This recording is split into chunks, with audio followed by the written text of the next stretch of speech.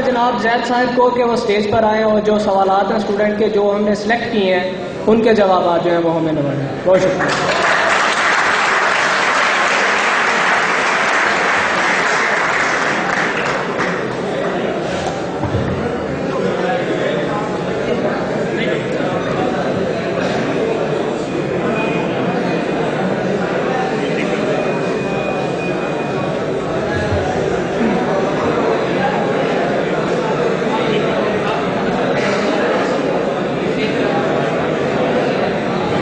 الرحمن الرحیم.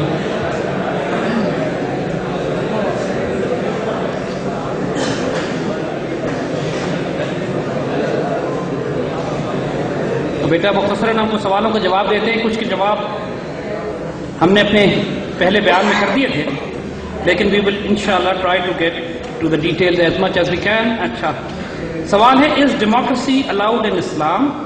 The way of government in Pakistan is Islamic? نہیں بیٹا, پاکستان میں جو نظام حکومت قائم ہے وہ اسلامی نہیں ہے. یہاں مسلمان رہتے ہیں, ہم اسلامی نظام قائم کرنا چاہ رہے ہیں. ہمارے پاس جو نظام اس وقت قائم ہے وہ اسلامی نہیں ہے. اور مثال آپ کس طرح بتاتے ہیں, ہمیں اس بحث میں پھنسا دیا جاتا ہے کہ جمہوریت اچھی ہے یا ڈکٹیٹرشپ اچھی ہے.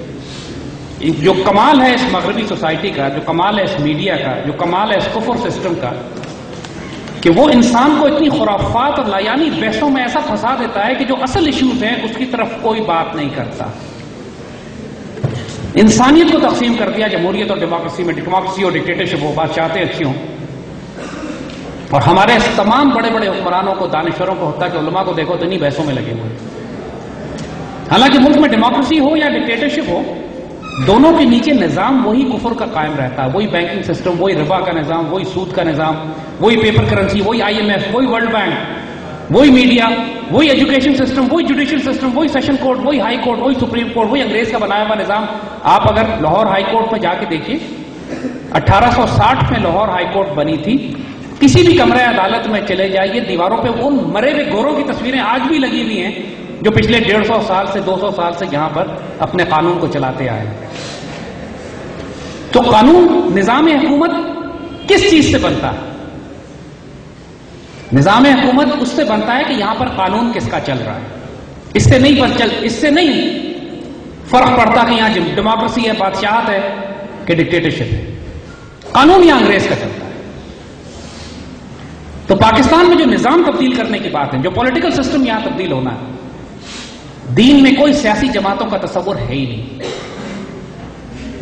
دین میں کوئی اس قسم کی جمہوریت کا تصور نہیں ہے کہ جہاں پر CIA, را, KGB اور موساد بدترین دہشت گرد خرید کر ان کو ہمارے سروں پہ اناروں سے دھلا کے مسلط کر دے. ایسا تو نہیں ہو سکتا. اور ہمیں جب یہ کہا جاتا ہے کہ ڈیموکریسی اور جمہوریت کے علاوہ اور کوئی حل ہی نہیں ہے, تو اس کا مطلب ہے کہ 1300 سال سے 1350 سال سے جو مسلمانوں میں نظام خلافت کا قائم رہا ہے اس کی تو کوئی حیثیت ہی نہیں. 1300 سال میں تو کوئی نظام ہی نہیں بنا سکے. اتنی بڑی بڑی مسلمان سلطنتیں چین سے لے کے یورپ تک پھیلی ہوتی تھی, ان میں تو کوئی سیاسی, economic, social, political, judicial system ہی نہیں تھا. یہاں پہ یہ ڈسیپشن اور جھوٹ پھیلایا جاتا ہے. ہماری سیریز ہے جس کا مختصر جواب ہم یہ دے رہے ہیں.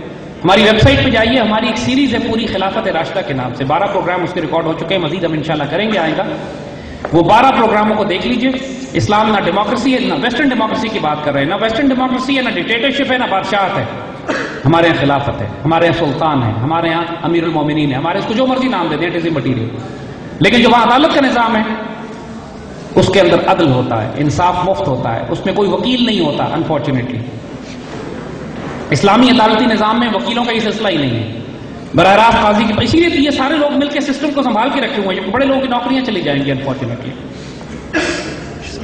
اسی لیے یہ پورا سود اور ربا کا نظام یہ قائم رکھے ہوئے ہیں کہ اسلام میں پرائیویٹ بینکوں کی گنجائش ہی کوئی نہیں. وہاں بیت المال ہوتا ہے, کیونکہ دولت کا ارتکاز, دولت کو جمع نہیں کیا جا سکتا چند لوگوں کے ہاتھوں میں. دولت کی تقسیم ہوتی ہے معاشرے میں. اور بینک کا مطلب یہی ہے کہ ایک آدمی نے بینک بنایا, پورے ملک میں 100 برانچز کھولی, اربوں روپیہ لوگوں نے لا کے اس بینک میں رکھوا دیا. اصل میں تو ایک آدمی ہے جو اربوں لوگوں کے اربوں روپے کنٹرول کر رہا ہے. پھر یہاں پہ دولت جمع ہونا شروع ہو جاتی ہے چند لوگوں کے ہاتھوں میں, اور معاشرے میں فساد پھیل جاتا ہے. تو یہ پورے نظام تبدیل ہونے والے ہیں. پولیٹیکل سسٹم بھی, جوڈیشل سسٹم بھی, اکنامک سسٹم بھی. پھر اس سے فرق نہیں پڑے گا کہ جو اوپر سیاسی نظام ہے اس کو آپ کیا نام دیتے ہیں, وہ اسلامی نظام ہوگا. تو انشاءاللہ خلافت راشدہ کا پروگرام دیکھیے. آنے والے وقتوں میں جو اویئرنیس بلڈ کی جا رہی ہے، سب سے پہلی چیز ہے فکر اور سوچ آزاد کرنا. انہوں نے سوچیں غلام کر دی ہیں، آپ کو سوچنے کی اجازت نہیں دیتے کہ آپ یہ سوچ سکیں کہ آج کے دور میں سونے اور چاندی کے سکے بھی چلائے جا سکتے ہیں، بینک ختم کر کے بیت المال کا نظام قائم کیا جا سکتا ہے. کوئی ایسا نظام آج قائم کیا جا سکتا ہے دنیا کی اکانومی میں کہ لوگ زکات لے کر پھرتے ہیں اور کوئی زکات لینے والا نہ ہوتا. کوئی ایسا معاشی نظام قائم کیا جا سکتا ہے آج کے، ایسا پولیٹیکل جوڈیشل سسٹم بنایا جا سکتا ہے کہ خلیفہ وقت سے یہ سوال ایک گڑیا کر لے کہ ہم آپ کی اطاعت نہیں کریں گے جب تک آپ ہمیں یہ نہ بتائیں کہ 2 چادریں آپ کے جسم پہ کہاں سے آئیں جبکہ ہم سب کو ایک چادر ملی. یہ سب ممکن ہے اور یہ سب کرنا ہے. قائد اعظم نے، زیادہ دور کی بات نہیں ہے، 1948 میں قائد اعظم نے کر کے دکھا دیا. 1 روپے تنخواہ لیتے تھے، بالکل یقین کریں خلافت راشدہ والا نظام بنانے جا رہے تھے. نہیں، محترمہ فاطمہ جناح ساتھ رہتی ہے گورنر جنرل ہاؤس میں، 30-35 روپے کا فرنیچر آ جاتا ہے. تو اس میں منگا کے پوچھتے ہیں کہ لسٹ سامان، اس میں کہا جی کرسی فاطمہ جناح کے لیے 7 روپے کی خریدی گئی ہے.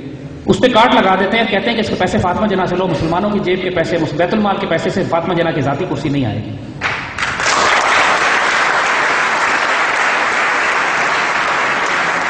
اور کس کو کہتے دیکھیں، اور کس کو کہتے ہیں؟ قائد اعظم نے اپنے آپ کو خلیفہ نہیں کہا کبھی، لیکن نظام وہ جو بنانے جا رہے تھے اپنی ذات کی مثال بنا کر، وہ خلافت راشدہ کا تھا.